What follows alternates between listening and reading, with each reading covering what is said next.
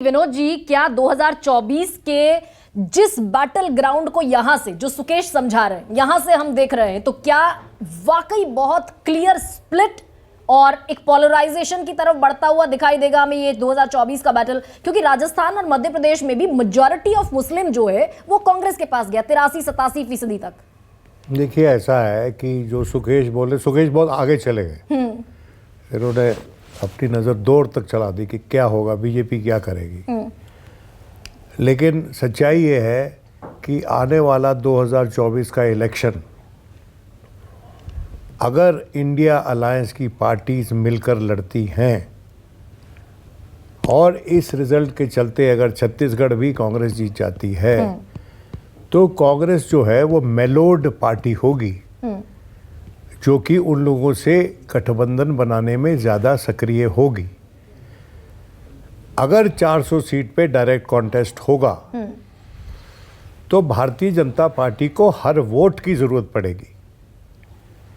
और अगर भारतीय जनता पार्टी जब भी पोलराइजेशन की पॉलिटिक्स करती है तो उसको 20 बार सोचना पड़ेगा। और पूरी एक प्रांत को मुसलमानों का प्रांत घोषित कर देना, मैं समझता हूँ ये उचित नहीं है किसी भी राष्ट्रीय दल के लिए, और ये होगा नहीं। कोशिश करेंगे, मैं नहीं समझता ये शीर्ष नेतृत्व ऐसी बात स्वयं करेगा।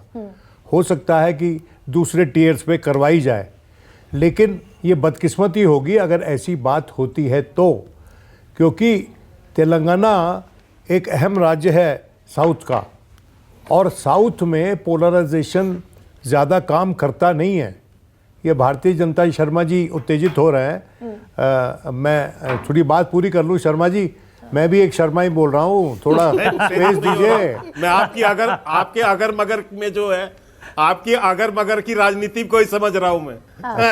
आपकी अगर मगर की राजनीति आज जो है उसको मैं समझने की कोशिश कर रहा हूँ, तो मुझे हंसी आ रही है। अच्छा, मेरी मगर की राजनीति नहीं है, मगर की नहीं है, मगर की राजनीति। तो आपके जो है बोल ही अलग थे। नहीं शर्मा जी, राजनीति आप बोल ही अलग थे। मेरे बोल आज भी अलग है, आ गए आप, आज भी अलग है। शर्मा जी, आप राजनीति आप कर रहे हैं, राजनीति विश्लेषण कर रहा हूँ। रागिनी शर्मा करिए, राजनीति यहाँ बैठा कोई आदमी नहीं कर रहा है। हम पत्रकार हैं, हमें राजनीति सिखा रहे हैं आप यार। हम तो हर किसी पे तनकीद करेंगे। नुमाइंदे इस डिबेट में दानिश कुरैशी है, ये मत करिए आप। के शर्मा और रागिनी नायक है, बाकी तीन मेरे साथ। देखिए, मुझे बात पूरी करने दें आप। शर्मा जी, मुझे बात पूरी करने दें। राजनीति नहीं होती विनोद जी। देखिए, आप मुझे बात पूरी करने देना। ठीक है, अगर मगर की राजनीति नहीं विश्लेषण, आपने मुझे टोका इसलिए जवाब समझा रहा हूँ। मैं इनसे पहले भी जो प्रवक्ता आए थे उन्होंने यही बात कही थी कि बीजेपी कांग्रेस मुसलमानों की पार्टी है। और अभी ये सवाल जो यहाँ पर उठा कि ये प्रचार होगा, मैं अपेक्षा करता हूँ। तो ये बात सही भी है विनोद जी, ये बात सही है। राहुल गांधी ने कहा है। अच्छा, राहुल गांधी ने कहा है। अरे सर, राहुल गांधी, मैं राहुल गांधी के ब्रीफ लेकर नहीं चल रहा हूँ। मेरी बात आप सुन लें। के शर्मा, मैं आपके पास रिएक्शन के लिए लौटूंगी। विनोद जी की बात पूरी शर्मा जी आप क्यों नहीं करने दे रहे हैं, बताइए मुझे। Vinod ji please carry on. हाँ, देख शर्मा जी, बात करने दें, हमको सराहियत से बात करनी चाहिए। आप मेरी सुने, मैं आपकी सुनूं। क्यों झगड़ रहे हैं आप हमसे? देखिए, झगड़े मत हमसे, आप लड़िए एक दूसरे आपस में। देखिए, मैं ये मानता हूं बाहैसियत नागरिक इस देश का कि हिंदू मुसलमान पे इस देश में राजनीति की एक चरम सीमा पहुंच चुकी है, वो अब और नहीं बढ़नी चाहिए। ठीक है। और जहां तक साउथ की सदर्न स्टेट्स की बात है, वहां पर ये राजनीति चलेगी नहीं। बीजेपी को अपना पैंतरा बदलना पड़ेगा वहां पर।